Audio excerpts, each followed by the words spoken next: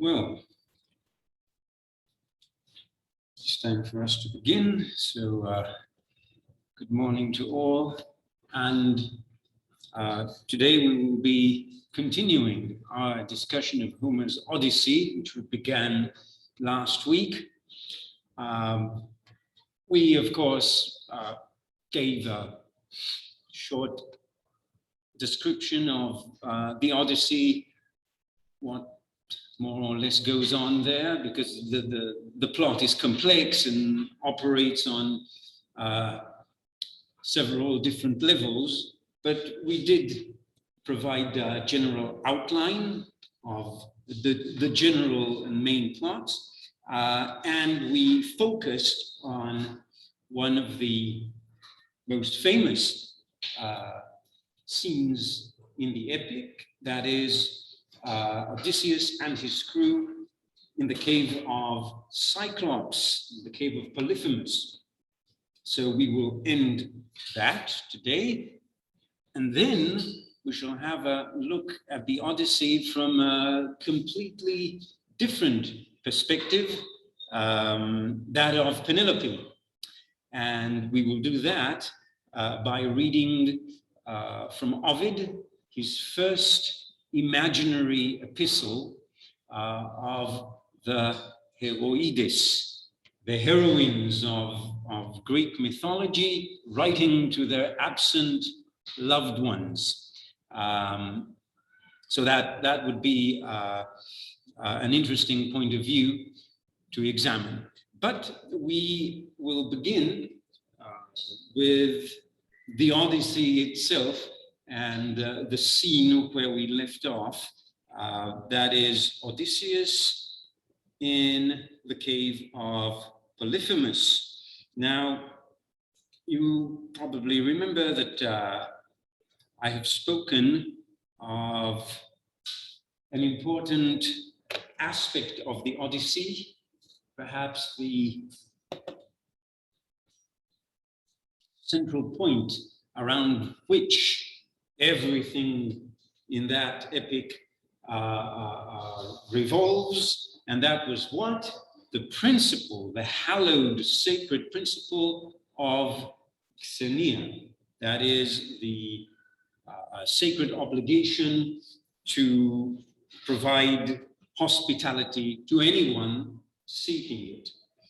And that, we also learned, was Polyphemus's great transgression, that he refused to respect the gods, and in particular, Zeus Xenios, that is Zeus who protects and spreads his hands, as it were, over suppliants and guests. So Odysseus, in preparation for the ills to come, as it were, because let us remember that everything that is told in these books of the Odyssey, that is books 9 to 12, the adventures of Odysseus are, as we mentioned, told in Odysseus's own words. It's in a first-person account of the adventures that he had undergone. So in anticipation of the ills to come, as it were, Odysseus has already told us that my companions, my comrades, were all in favor of taking what we can from the cave and leaving as quickly as possible. But it was only I who insisted on remaining. Why? Because I wanted to see who it was that resided, that lived in that cave, and what guest gift or guest gifts he would offer me. And of course, in retrospect, Odysseus knows that he should have listened to his companions, to his comrades. It would have been far better for all. But in his defense, we can say that he had no idea that anyone would dare transgress and not offer hospitality, as he says here. That's the custom, right? The Greek word which he uses here is themis. Themis is custom, the normal way that civilized people, even if they are cyclopes, should behave. And that's the custom. Respect the gods, my friend. We are suppliants at your mercy. Now, these are lines that we've already read, and we know that here is Polyphemus's great error, where he defies Zeus, claiming that the Cyclopes are far better than the gods themselves. We Cyclops never blink at Zeus and Zeus's shield of storm and thunder, or any other blessed god. We've got more force by far. So this, of course, is an instance of hubris, right?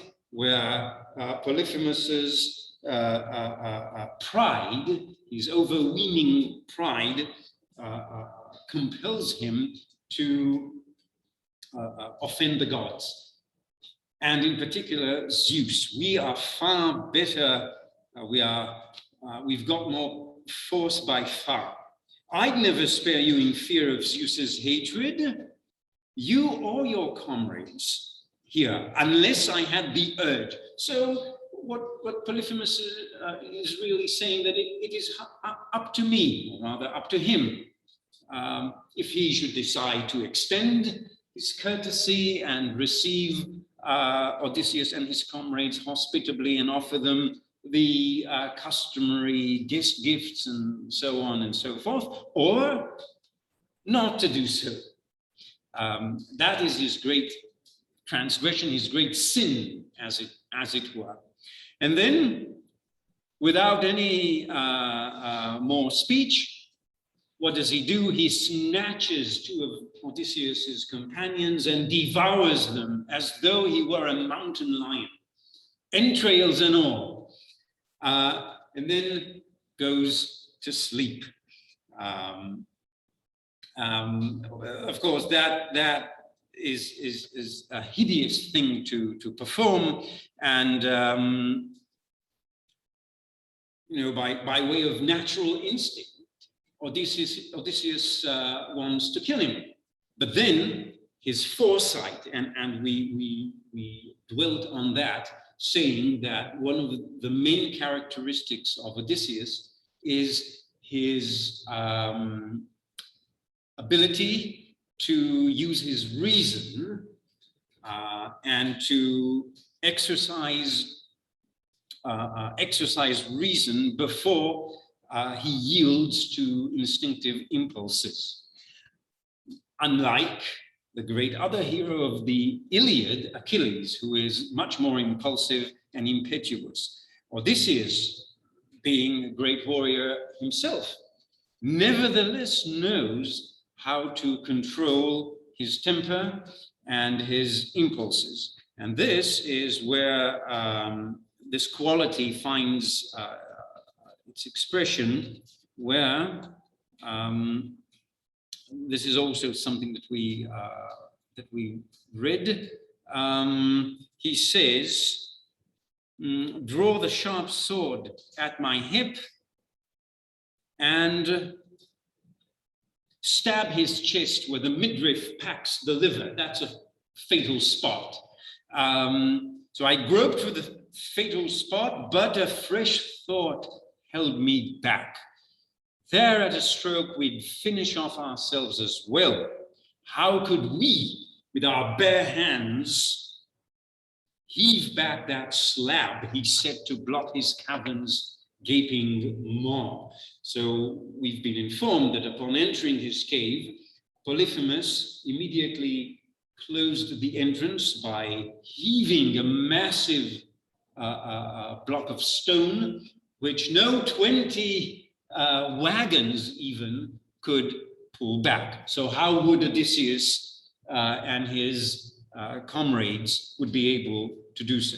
No, so they had to come up with a different a different plan. And then we continue to see how the story unfolds. We again have the formulaic line, which we explained last time. When young dawn with her rose-red fingers shone once more, Polyphemus wakes up, and again for his breakfast this time, the monster relit his fire, milked his handsome ewes, and snatched up 2 more men and fixed his meal. And then he goes about his business of shepherding his sheep and goats, because there is a great, I would say, dichotomy here between the almost pastoral image of the Cyclop being a shepherd, after all, pasturing his sheep on the one hand, and the gruesome scene of cannibalism when he devours Odysseus's companions. And then, while they are imprisoned in the cave, Odysseus sees that is Polyphemus's great club, and he chops off a piece of it to make a sort of spear, because he already has a scheme how to avenge his dead companions and how to escape from the cave. And what did they do?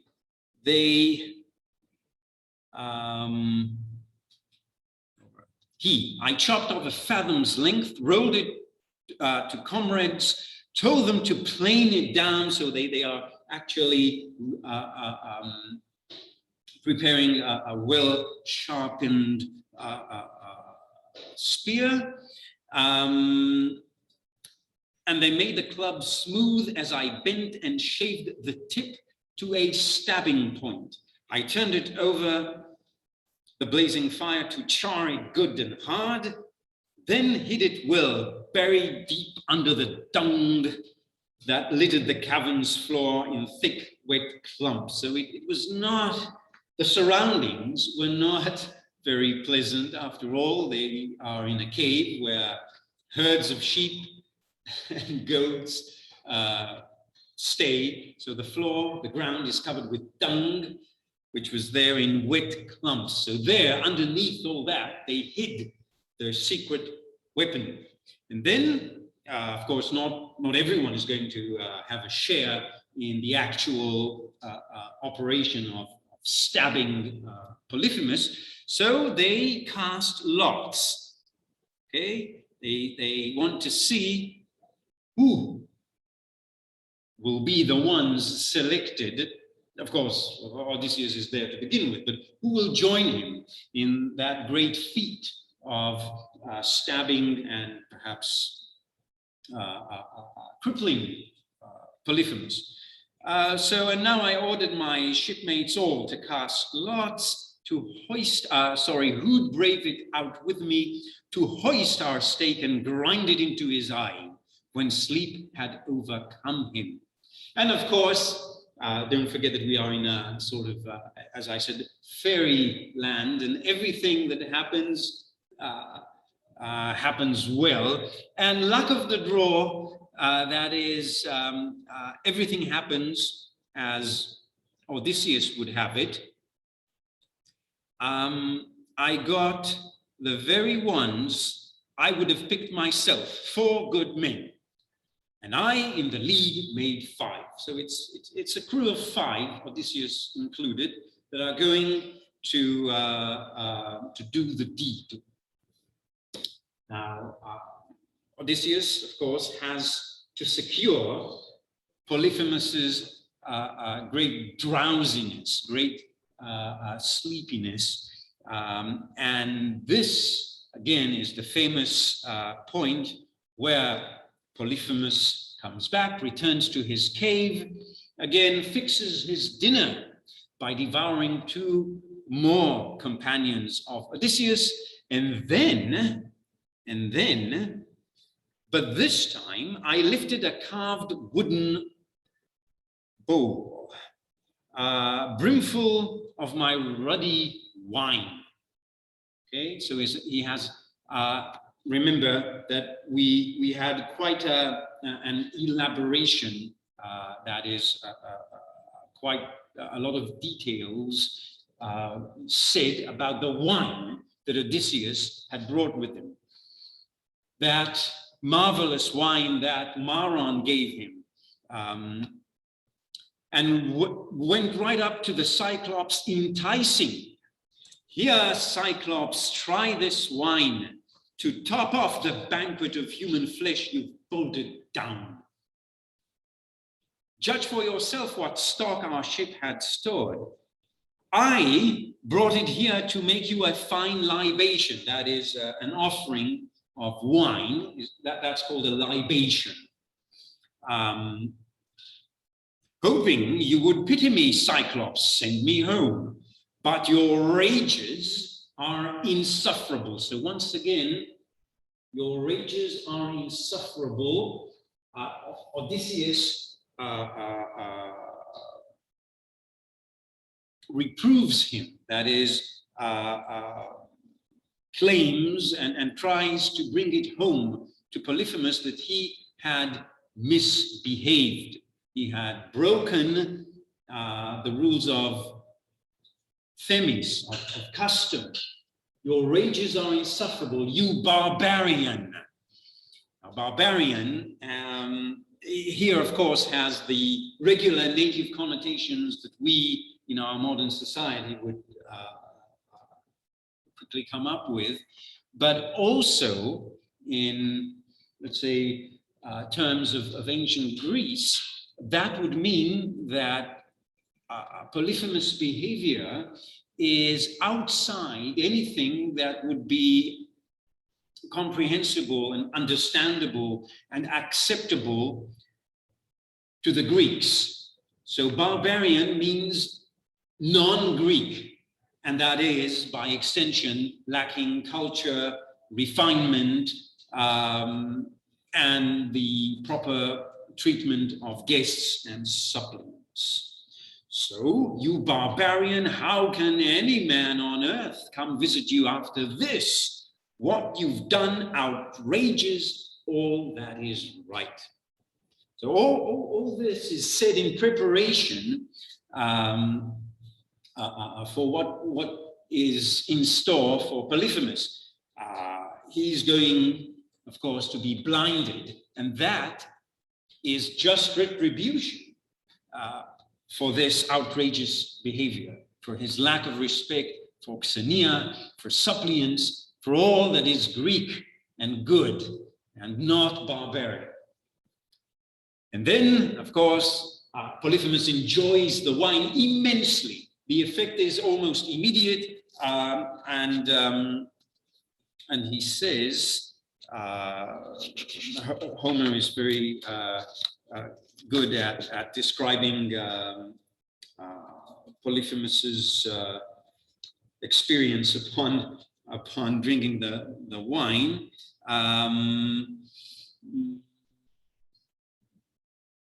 More, he demanded a second bowl, a hearty helping, and tell me your name now quickly, so I can hand my guest a gift to warm his heart. So first of all, the effect of the wine is such that Polyphemus, at least at first sight, is encouraged to offer a gift in return.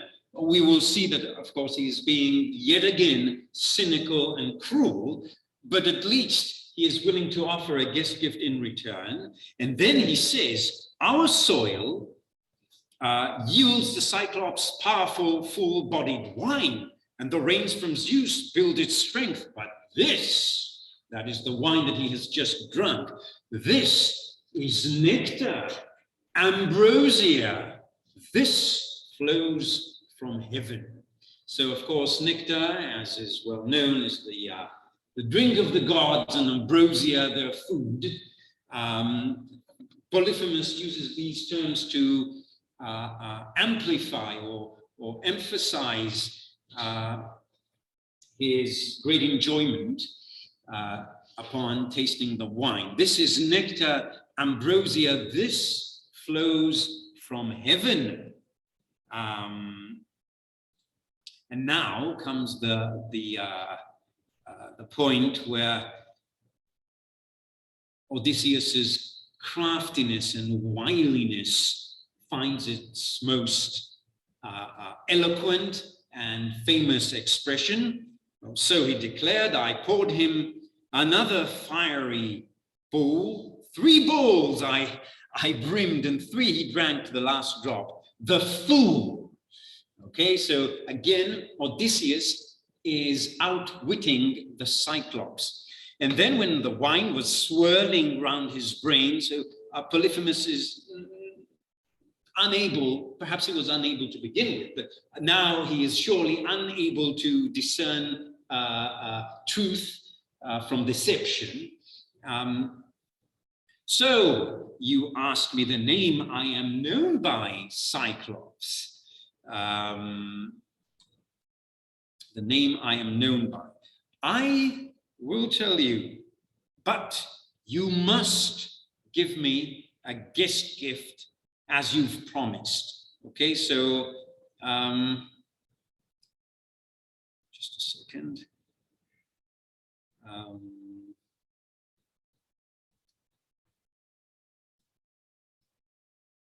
Okay. Sorry for this delay, but okay.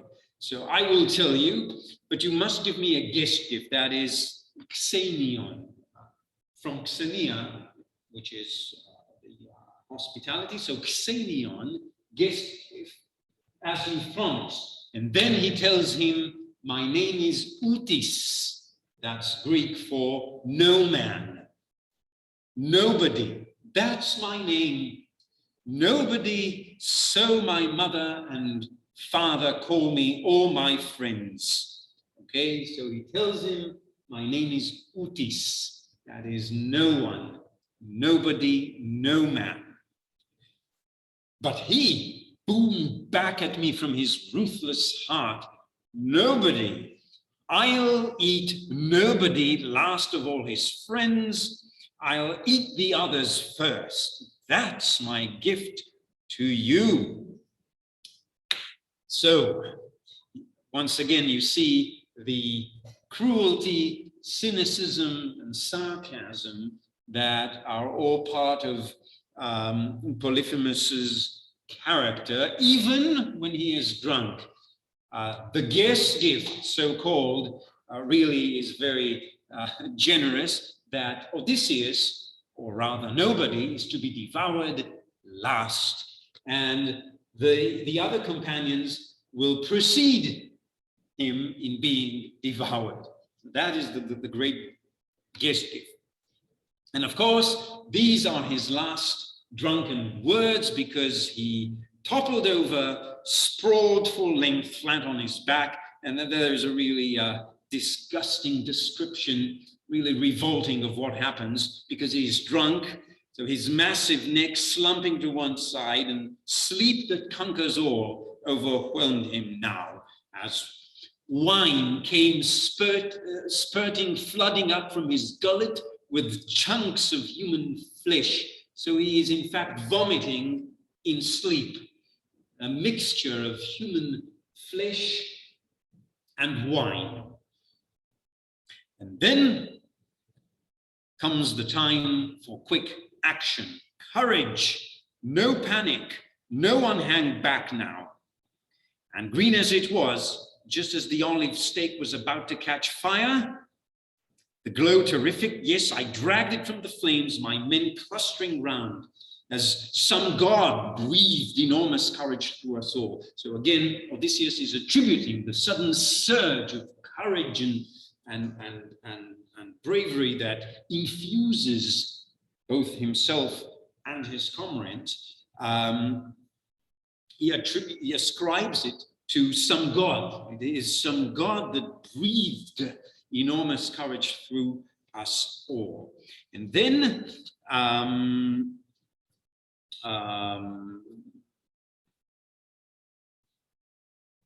comes a description of of Odysseus and his companions stabbing Polyphemus's eye. And as far as poetic artistry is concerned, it is characteristic of epic that once we come upon a climax, and as listeners or readers, we are impatient to know the outcome. So just then, the poet gives us imagery and similes, that is, comparisons to what it was like. So they stabbed his eye, and we want to see, we are impatient to see his reaction, but no. And bored it round and round in the giant's eye till blood came boiling up around that smoking shaft. And of course, there's a very graphic description here, how everything is scorched because the spear is red hot. And as a blacksmith plunges a glowing axe or adze in an ice-cold bath, and the metal screeches steam, and its temper hardens. So just when we want to see how Polyphemus would react, then comes the simile. Okay, simile is a comparison. So the drilling of the spear into the Cyclops' eye it is similar to a blacksmith plunging a glowing axe or adze in an ice-cold bath. Okay, so you know what happens when you take white hot metal and plunge it in ice-cold water. There's a terrible hiss. The metal screeches steam and its temper hardens. That's the iron strength. So the eye of the Cyclops sizzled round that stake. He loosed a hideous roar. The rock walls echoed round, and we scuttled back in terror. Okay, so that's the reaction of Polyphemus. Quite naturally, he looses a hideous roar, and the rock walls echoed round. Then, of course, Odysseus's ruse, that is his deceit, his trick, comes into play, because after Polyphemus wrenches the spike from his eye, and out it came with a red geyser of blood. Homer, both, especially in the Iliad, but you can see also in the Odyssey, is especially good at, I would say, giving an almost surgical description of wounds inflicted on the human body. So whether it is a warrior that is pierced by an arrow or a spear on the battlefield, or as we have it here, Polyphemus the Cyclops being stabbed in the eye and then wrenching the spike from his eye and the blood gushing forth with a red geyser of blood. Yes, so he flings it aside with frantic hands, and mad with pain, he bellowed out for help. Of course, there are other Cyclopes around, and quite naturally, Polyphemus cries out to them to come and assist him in his plight, in his distress. And then they hear him from inside the cave, because the cave is shut. The great slab of stone stands at the opening. And they say, "What, Polyphemus? What in the world's the trouble? Roaring out in the God-sent night to rob us of our sleep. Surely no one's rustling your flocks against your will. Surely no one's trying to kill you now by fraud or force. So again, the Cyclopes as a community, I suspect, are being described here not in very, amiable terms. They're not particularly smart or resourceful. The first thing that they think of is that, well, surely no one is taking your property or your flocks against your will, and no one is trying to kill you, because we know what a hulk of a monster you are, so that's an impossibility. And of course, Polyphemus now proves that he is not one of the greatest wits in the archaic period, saying in reply to his comrades, the other Cyclopes, saying that no one is stealing your property, no one is trying to kill you by fraud or force. So there are the two ways to kill Polyphemus are either by fraud, which is indeed what Odysseus had accomplished, or by force. And he replies, of course, nobody, friends, Polyphemus bellowed back from his cave, nobody's killing me now by fraud and not by force. So he is actually telling them what is taking place. He names his great enemy, nobody is killing me now. How is nobody killing me now? By fraud and not by force. But they, of course, take it in its literal meaning, that nobody is killing him by fraud and nobody is killing him by force. And that is what we call the double entendre. That's French, but it's an English expression as well. The double meaning, as it were, of nobody here.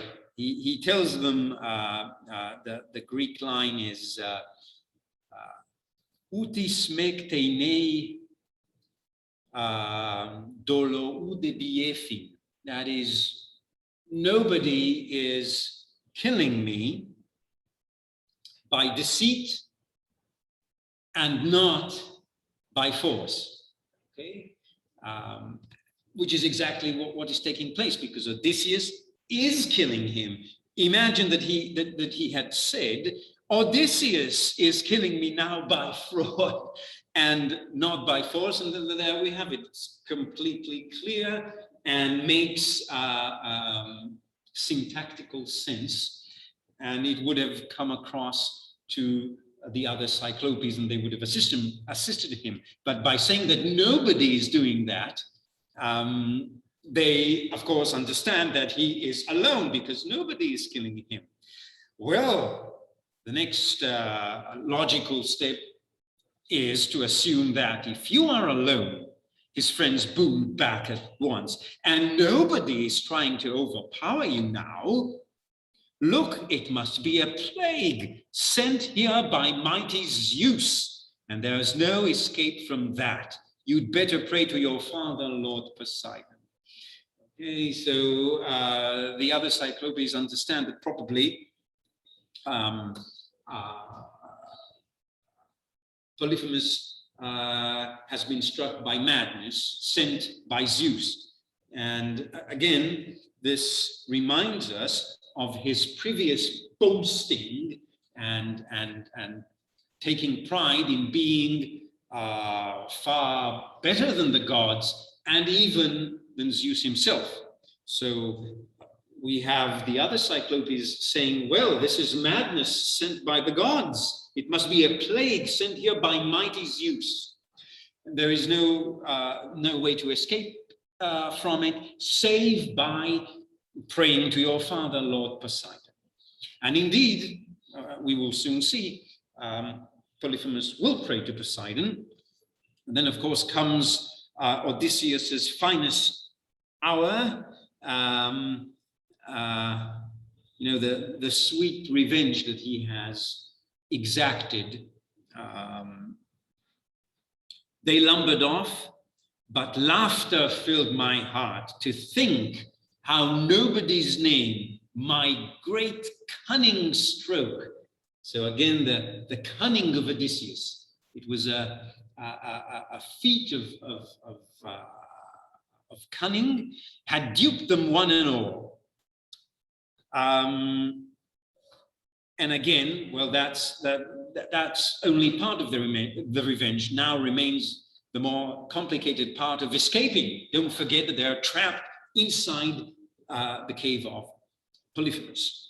So again, Homer dwells on Odysseus's mark of being the trickster, the man full of twists and turns, full of good advice, full of thought.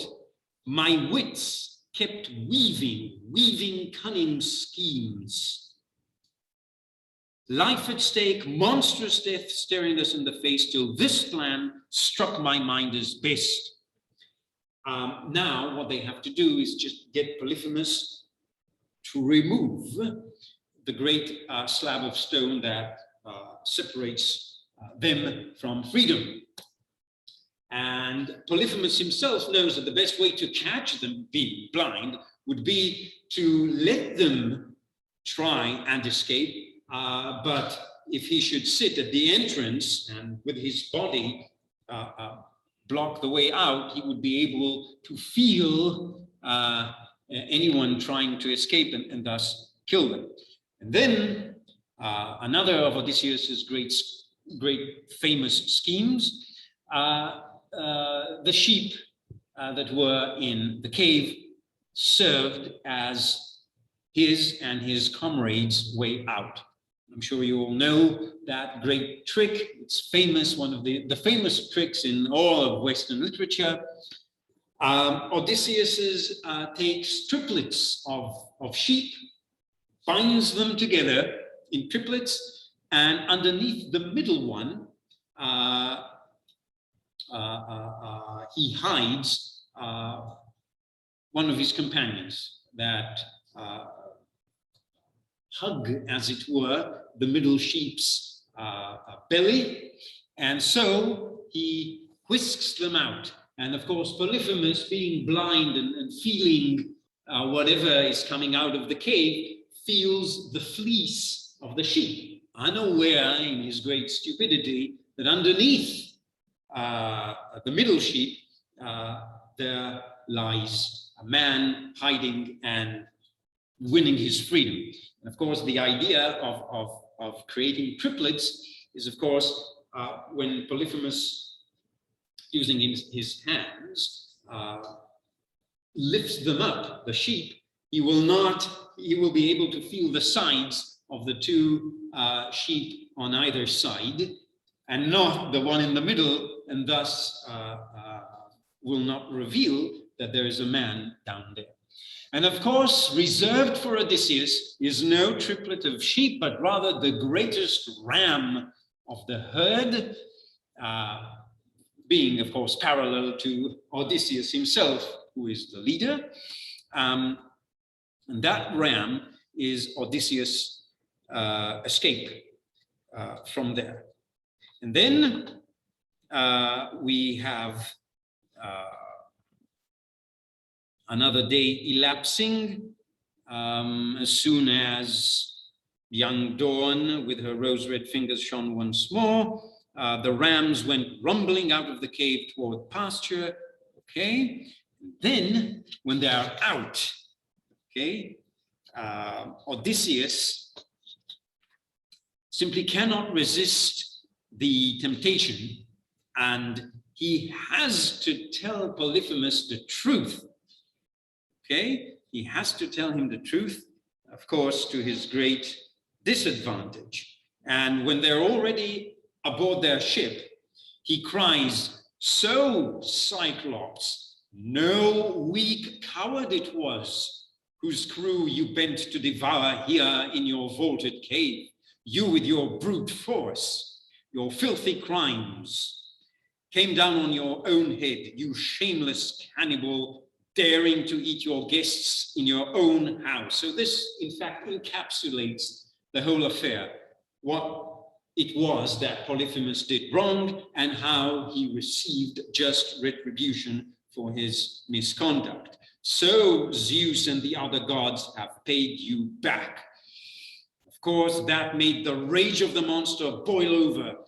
How does he react? He rips off the peak of a towering crag and heaved it so hard, the boulder landed just in front of our dark prow. So he takes a great massive stone and hurls it forward into the sea with such force that it even passes over Odysseus's ship, creating a tidal wave that pushes the ship back ashore.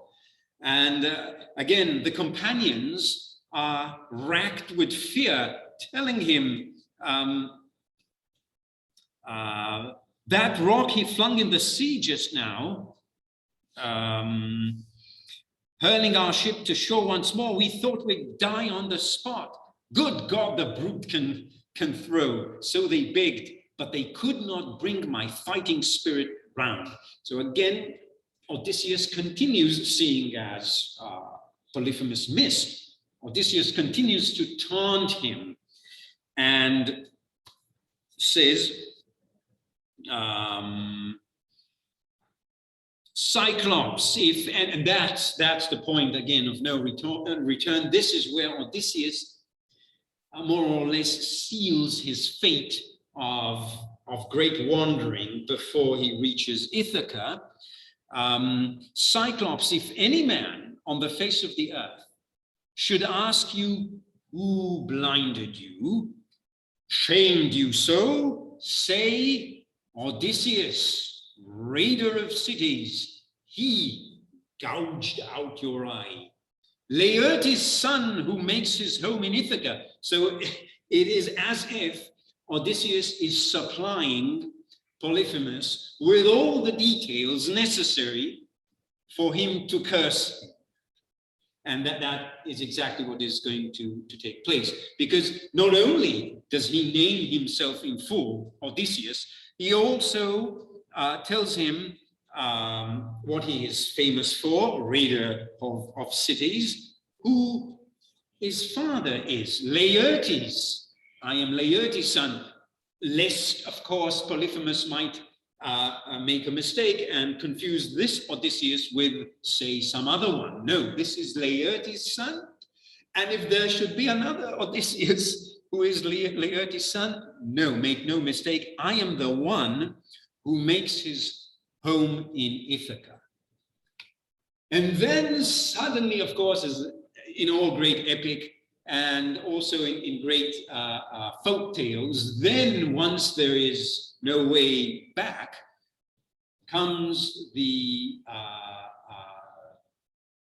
understanding, which of course is too late, that all was preordained and all was known beforehand. Suddenly Polyphemus remembers that, yes, there was a prophecy that I should be blinded by one Odysseus. He says there was a prophet among us, a great man, a Cyclops, master at reading signs, who grew old in his trade among his fellow Cyclops. All this, he warned me, would come to pass someday, that I'd be blinded here at the hands of one Odysseus. So, but I always looked for a handsome giant man to cross my path, some fighter clad in power like armor plate. But now, look what a dwarf, a spineless good-for-nothing, stuns me with wine, then gouges out my eye. So it was contrary to everything Polyphemus might have expected, because someplace back in his mind, he had the prophecy stored. He knew that his fate was not going to be good, that he would be blinded by one Odysseus. But it never once occurred to him, never crossed his mind that that puny dwarf, as it were, would be that Odysseus, fated, as it were, to blind him. Then comes his prayer, that is Polyphemus' prayer,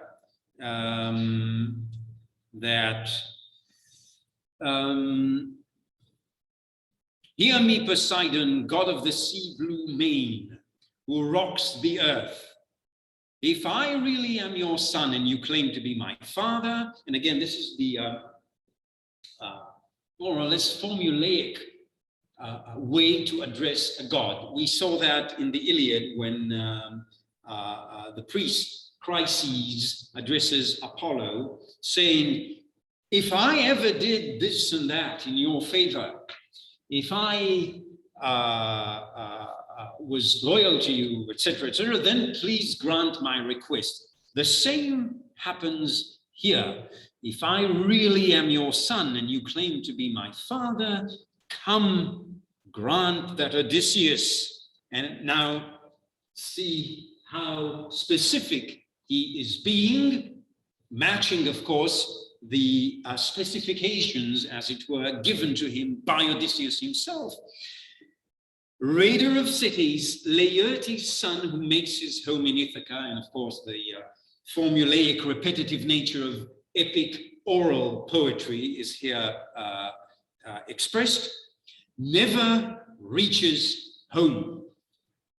Or if he is fated to see his people once again and reach his well-built house and his own native country, let him come home late and come a broken man, all shipmates lost, alone in a stranger's ship, and let him find a world of pain at home. And we, of course, know that all this came to pass. Odysseus did come back, but he was very tardy in his return. He returned alone. All his friends and companions perished along the way. And it was aboard the stranger's ship that he came. We know the Phaeacians conveyed him back to Ithaca. And we also know what he found at home, a world of pain. The haughty suitors, all 108 of them, thronging in his palace, consuming his livelihood. So he prayed, and the god of the sea blue main, Poseidon, heard his prayer. And of course, the rest we've already discussed. And book 9 ends again in a formulaic fashion, describing the feast. All day long till the sun went down we sat and feasted on sides of meat and heady wine. Then when the sun had set and night came on, we lay down and slept at the water's shelving edge. All of these are formulaic lines. And again, when young dawn with her rose-red fingers shone once more, I roused the men straightway, ordering all crews to man the ships, and they all sit down in their proper places and row away to whatever destiny awaits them. Good. With this, we will conclude our discussion of the Odyssey per se, as it were, the Odyssey by Homer. We will, of course, now proceed to discuss other Odyssean matters, but now from a different perspective, that of Penelope, Odysseus's famously loyal wife. And we will do so by examining a work written a long time after the Odyssey was composed and a long time after it was committed to writing. We are in fact dealing with a Roman poet writing in Latin, and there is a chasm, a gap of some 700 years separating Ovid, who was born in 43 BC in Italy, from Homer, whose very historicity, I say again, is in question. So Ovid was a very learned Latin Roman poet, as were all the others in that period of Latin poetry, the golden age of Latin poetry, the 1st century BC, the age of Augustus. We will not discuss Ovid's biographical background in detail now. We will postpone it to a later date when we actually deal with Ovid for his own work, the Metamorphoses, and another epistle from the Heroides. So we will defer that to a later time. I will just say that Ovid was well trained in Greek and Latin literature, as can be seen from what he writes and the many allusions we have in him to Homer's Odyssey. But then again, what he creates in the Heroides is something completely new. First of all, the concept itself. Just a second, I will. Sorry. Yes. Okay. So the work itself is called Heroides. Now, Heroides are heroines, that is, mythological women described as heroines themselves. There are in all 21 epistles in that work called Heroides. However, they are divided into two unequal groups. The first being epistles 1 to 15, all written by mythological heroines to their absent loved ones. The 15th, by the way, being an exception, as it is written not by a mythological heroine, but by the poetess Sappho.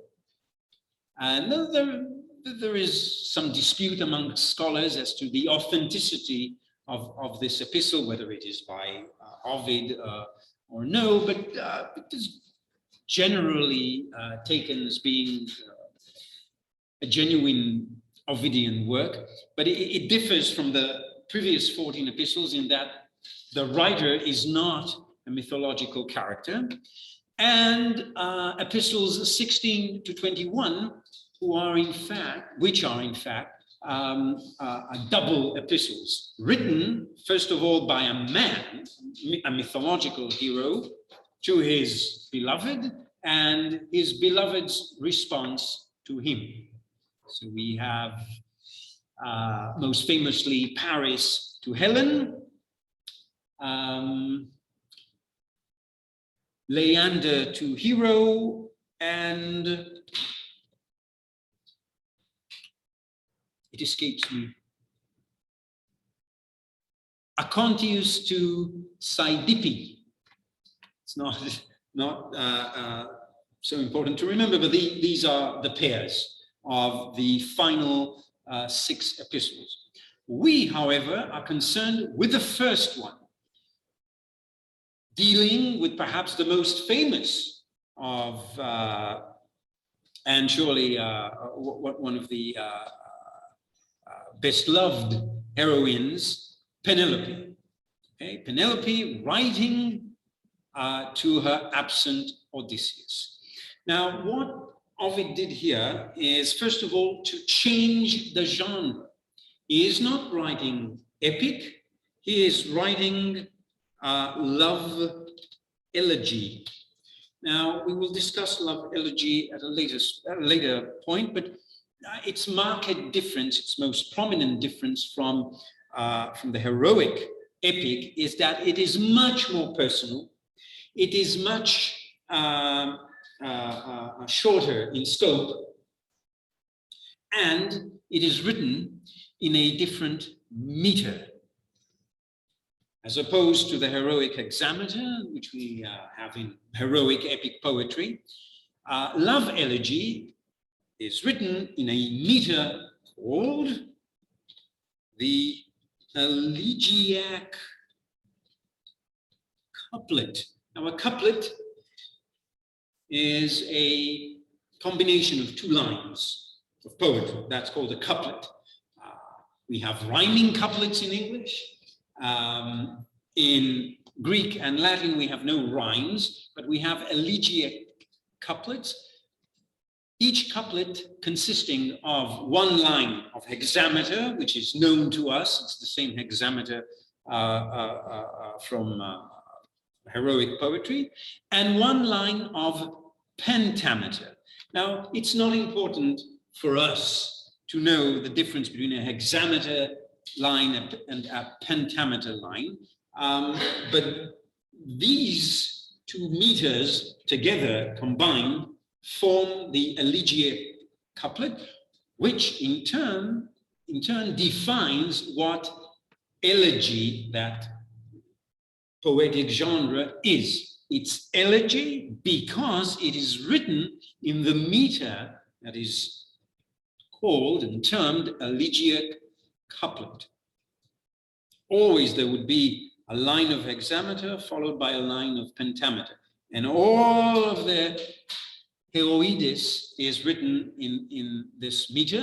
Of course, it also entails a change of subject. You do not write heroic poetry in elegiac couplets. You do write love poetry in that meter. And one of the characteristics, the most obvious and salient characteristics of the Heroides is love being central to all that is written in the epistles. They are driven by love and other strong emotions, as we will see. Now, the translation that I offered to you is, again, a very good translation.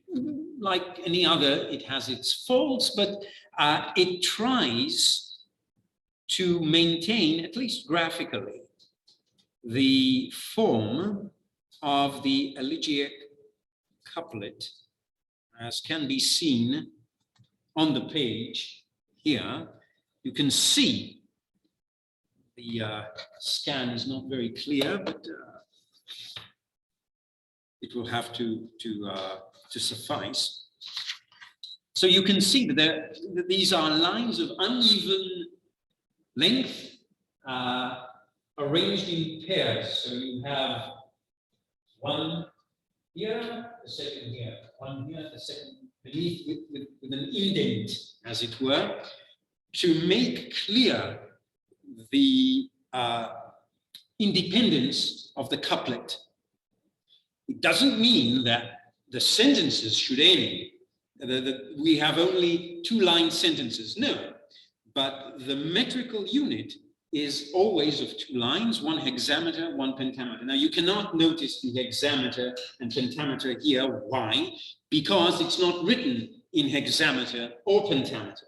The translator, Harold Isbell, adopted a personal metrical scheme of so many syllables in the first line and so many syllables in the second line, trying to adhere, to remain faithful to that number of syllables. But again, we do not have here a genuine elegiac couplet, because if you want to taste to have a taste of a genuine elegiac couplet, you should read it in Latin or in Greek, but this was written in Latin. What is more important to us, however, is the difference of Penelope as represented by Ovid from the Odyssean Penelope. The Odyssean Penelope is much tamer more, I would say, passive and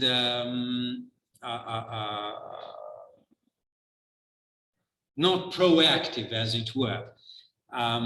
She does not find any fault, Penelope of the Odyssey, she doesn't find any fault with Odysseus's conduct. He is absent because he went to war, and now his homeward voyage is so difficult that he has been absent for 10 years now. That's the way it is. That is what the gods have ordained. But Ovid's Penelope is not so willing to accept that as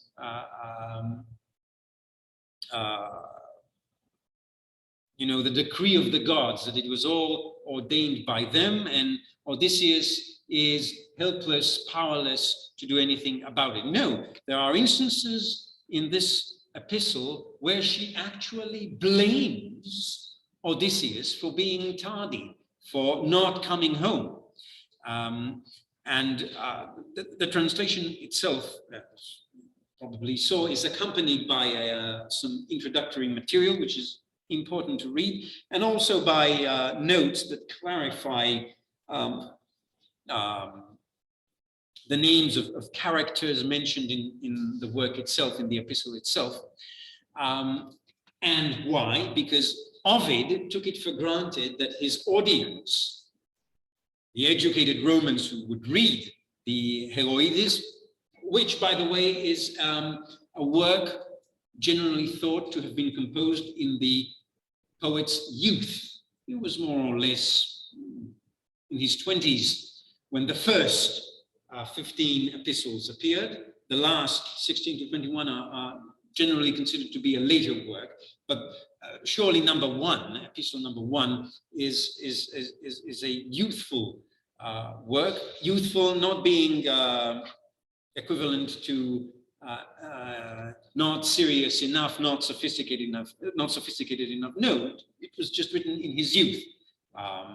Consider, of course, that Ovid was born in 43 BC and he died in exile, miserable, in 17 AD. So he was only 59 at the time of his death. So this was written in his younger, more joyful years. And he assumes that his readership, the Romans that were reading this work, were knowledgeable of Homer.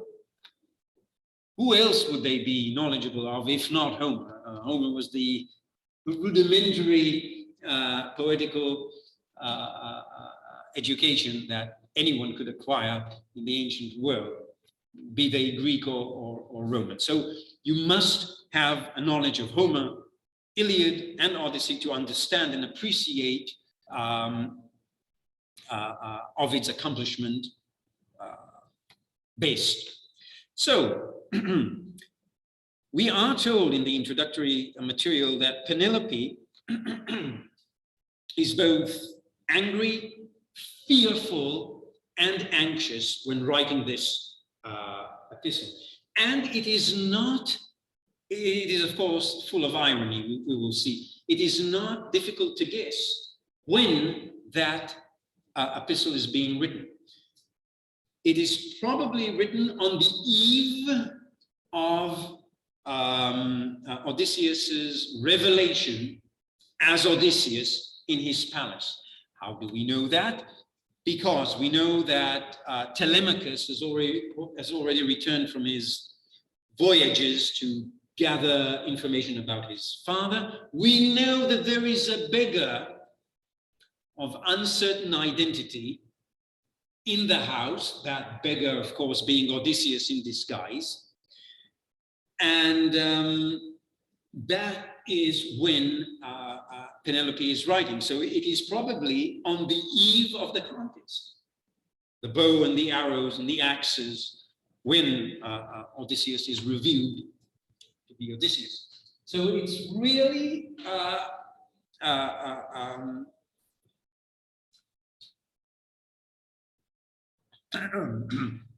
I would say hours before Odysseus is revealed. And the great irony is that probably Penelope commits this epistle in the hands of that beggar,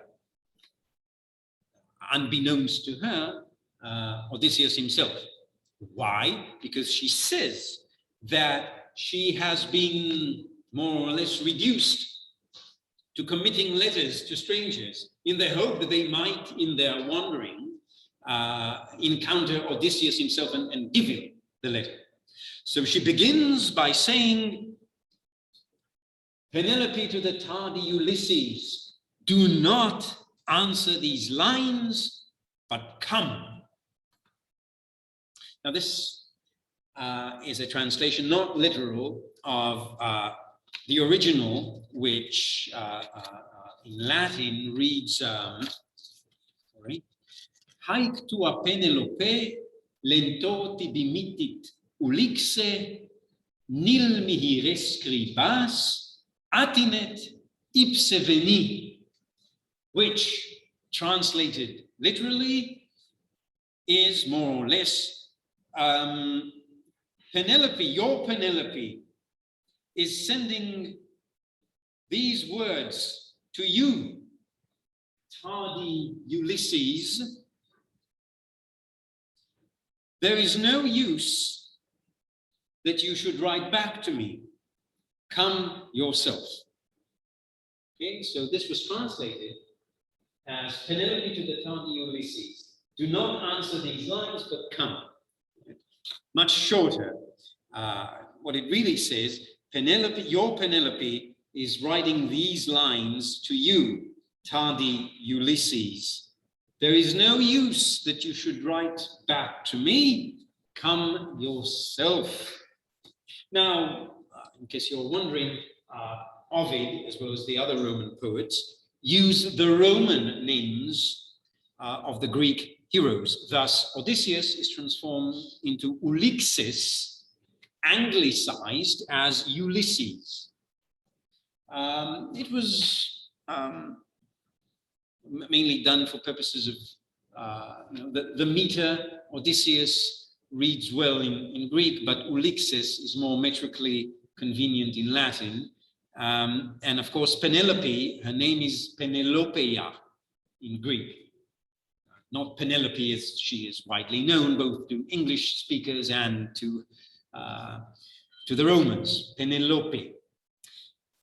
So she's telling him, there's no use writing back, come. Why? Because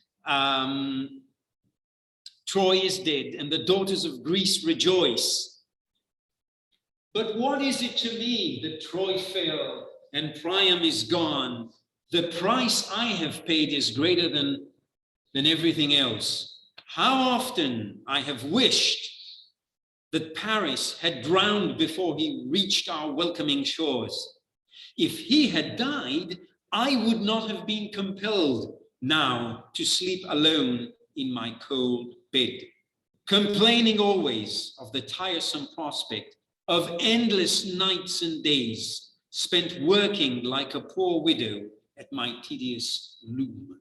So this is in fact a bold complaint on the part of Penelope, claiming that she, of course, is one of the great sufferers, one of the great victims of the Trojan War, because even now that the war had ended, her miseries were still going on, because here, Troy is dead and the daughters of Greece rejoice. Why do they rejoice? First of all, because Greece was victorious and their husbands have all returned home. It is only I who am still suffering, spending by compulsion endless nights and days working like a poor widow at my tedious loom. And then, notice this, imagining hazards more awful than real. So this is a great expression that, of course, pervades, runs through the entire epistle of Penelope's great fear. And there is an excellent line in Shakespeare's Hamlet. It's in Act 3. I don't remember the scene. Perhaps it's scene 2 that says, where love is great, the littlest doubts are fears. Where love is great, the littlest doubts are fears. So when you are so much enthralled by love, any little fear, any little doubt, any little uncertainty is great fear. And this is what Penelope expresses here, saying that she imagines hazards more awful than real. Now here, there is a list of occurrences which, again, in Homer, we don't know, we have no information that Penelope is aware of what took place on the battlefield in front of Troy. But here, Ovid tells us, or rather Penelope tells us that she knows of incidents that had taken place in battle before Troy, incidents that are recounted in the Iliad. And she goes on to say, I was sure it was you the Trojans attacked, and the name Hector made me pale.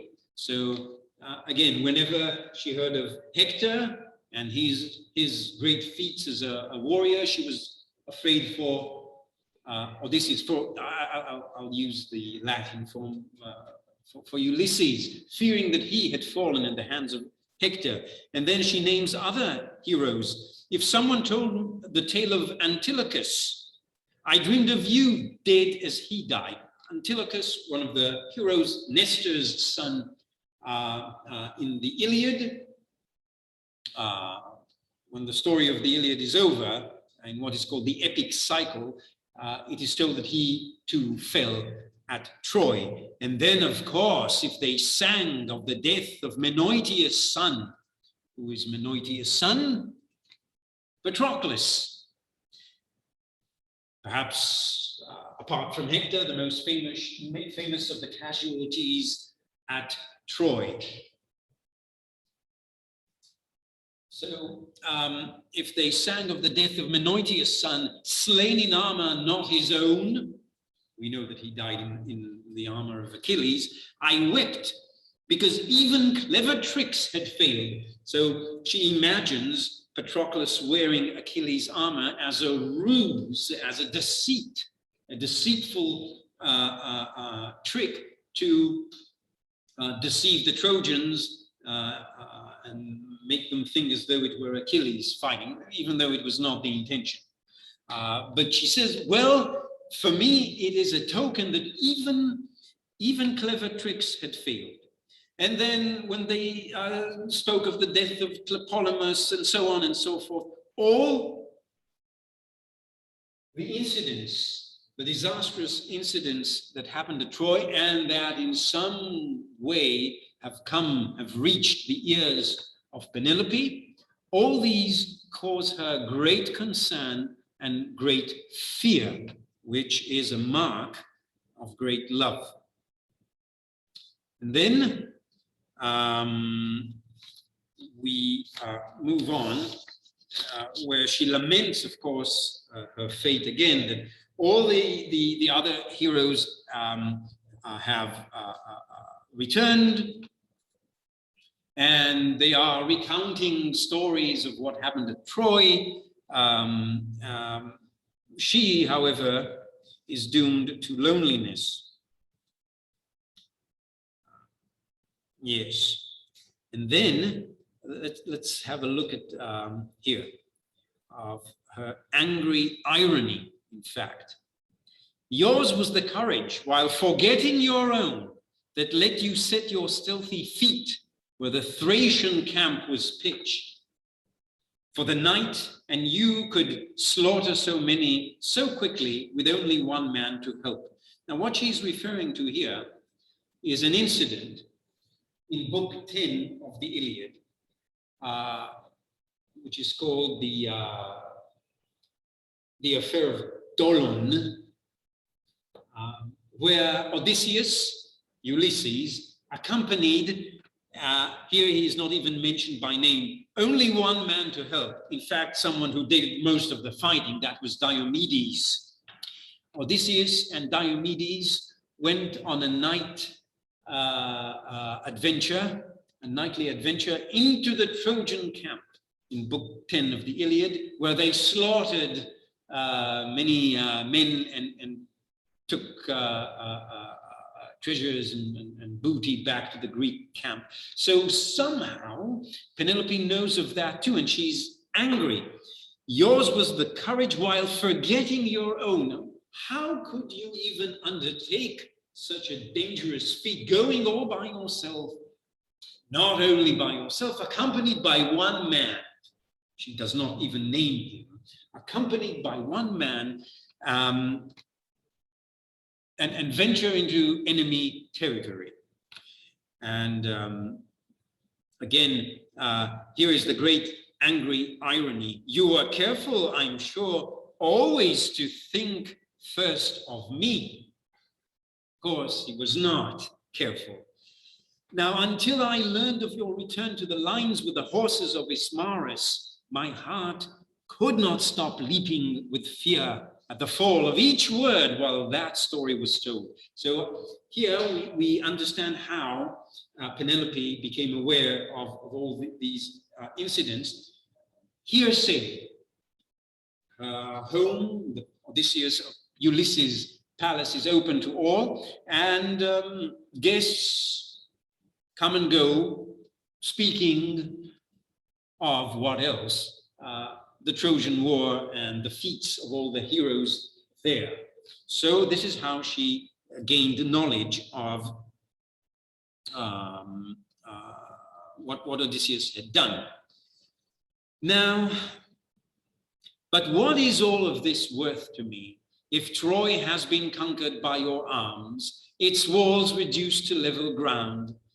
Pergama, I fear, was defeated for other women. For me, it still thrives. Now, Pergamon, that is the citadel of Troy. It is the main fortress at the heart of Troy. Sometimes it is used as a synonym for Troy itself. So Penelope complains that Troy was defeated, was vanquished for other women. For me, since you, Ulysses, are still absent, it still thrives. And here, one of the most famous sentences from this epistle. Fields of grain grow on the site of Troy. Now that, of course, is not true. The war ended 10 years before, and she describes it as though it were now hundreds of years later. Fields of grain grow on the site of Troy. The soil has been sweetened by Phrygian blood. Phrygian, Trojan. While plows drawn peacefully by captive oxen turn up the bones of buried heroes, and ruined palaces are covered by vines. So the Trojan War is a thing of the forgotten, or not forgotten, but of the distant past. Vines grow where once great palaces had stood. You are a victor, but I am here alone while you loiter in some foreign place. So here again is a tone of accusation, not to be found in the Odyssey. I am here alone, but you loiter. It doesn't suggest any distress, any grief on the part of Odysseus. He is loitering. He's taking his time and postponing, even perhaps willfully, his arrival back at home. Whoever comes in, and now her strong emotions turning to a sort of frenzy, her despair becomes a frenzied despair. Whoever comes to our shore must hear my questions until he thinks I'm crazy. So, and this, of course, is not, it has no parallel in the Odyssey. True, she has a conference with the beggar who is Odysseus, unbeknownst to her, but there's no notion of being crazy, of being mad with the will to know what happened to Odysseus. Then I give him letters meant for you. So this is the clue that we have, that perhaps the recipient in whose hands this letter is going to be committed is one of those who come and go and give her news of her husband.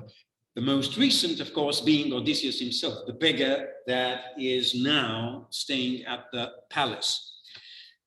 Now, here again, we are being told things that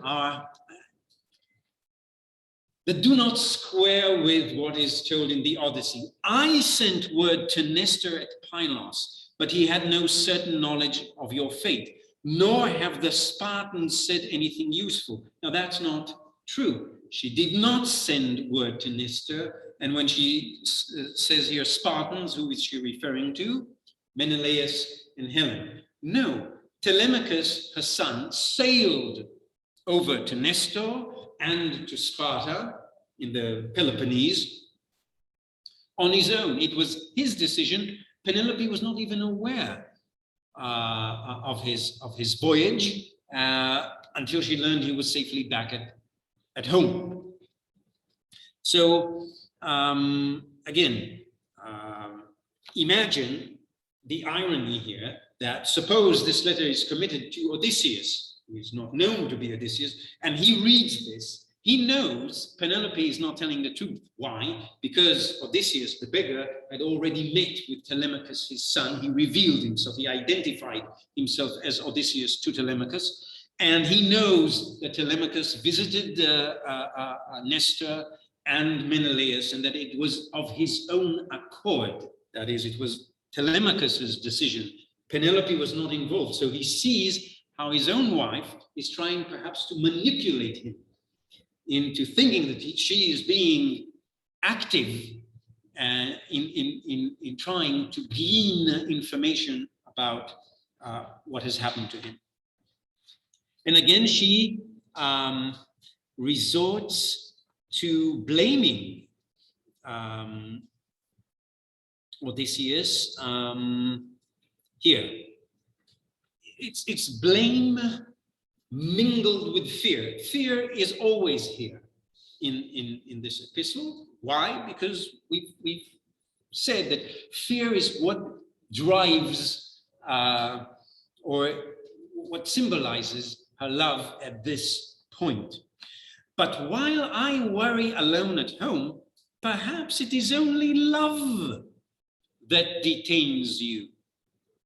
Be sure that I know how fickle men can be. Now, fickleness was used usually as a description of women. That women are fickle and unconstant and not to be trusted. Here, Ovid, because we must admit this is Ovid's word, through the mouth of Penelope, is blaming Odysseus for being fickle. I know how fickle men can be. Perhaps you describe me as simple and fit only for keeping your royal house. So what is she saying here? In fact, she imagines that it is not danger or distress or lack of choice that is detaining Odysseus. No. He has forgotten her. He has fallen in love with someone else. Now, this is partly true because we know that he has spent 7 years on Calypso's island. That's true, but he did so not of his own free will. He was, in fact, held there as a prisoner against his will because Calypso desired him for her husband. And here, when Penelope imagines that perhaps Odysseus is describing her as simple-minded, and she's only good for keeping my household, but for my amorous purposes, she's no good. That's really not true, because we know why. It's written in the Odyssey. Odysseus tells Calypso that his only wish, his great yearning, is to return home to his wife. She is not simple or fit only for keeping his royal house. No. But again, this is the fear that is kindled in Penelope. There is one line here, and of course, pay attention that she hasn't yet mentioned the suitors. She will in a few lines, but not yet. There is a line here that, here. I have been your wife, and yours I shall remain. Now, this is something that would be in line with the Odyssean Penelope, where she is presented, we have said, as the paragon, the exemplar of loyalty, the loyal wife who awaits her husband no matter what. And we find an echo of that here in this line. I have been your wife, and yours I shall remain. But suitors besiege me in your house. This is now the way that she describes faithfully, as it is described in the Odyssey, the host of suitors that crowd Odysseus's palace, Ulysses' palace, and she even names them. Should I tell you how Pisander, Polybus, and cruel Medon grow fat on the wealth won by your blood? And how the grasping hands of Eurymachus and Antinous, these were the leaders, as it were, of all the suitors, are never at rest. My heart is torn open, your riches wasted. But shame is added to this ruin. When your servants, Melanthius and Iris, bring in flocks of sheep to be slaughtered. Now this is not so accurate, because Melanthius was one of Odysseus's, Ulysses' servants, but Iris, Eus, was not. Eus was another beggar in the house of Odysseus. And there is a pseudo-comic scene where Eus, the beggar, has a fist fight with the other beggar, that is Odysseus. So he was not a servant of Odysseus, he was just a beggar in the palace. We three, old Laertes, young Telemachus, and again she's being manipulative here because Telemachus is not so young, he is already independent and has sailed to Pylos and to Sparta. And a wife with no strength, so we are in great need of you. And of course, we all know that this is going to come to an end in a few hours. And the pitiful lines, the emotionally charged lines here, just remember, I was a young girl when you left. If you came at once, you would find an old woman. Still loyal and expecting your arrival. Good. So this was well, as it were, a short discussion of Ovid's first epistle of the Heroides. Next week, we will begin an entirely a new subject. We will discuss the poet Hesiod, the second great epic poet, and his works, the didactic epics, Works and Days and Theogony. So that is what we will do next week. I will, of course, upload the reading material onto the book. Great. Thank you. You're welcome.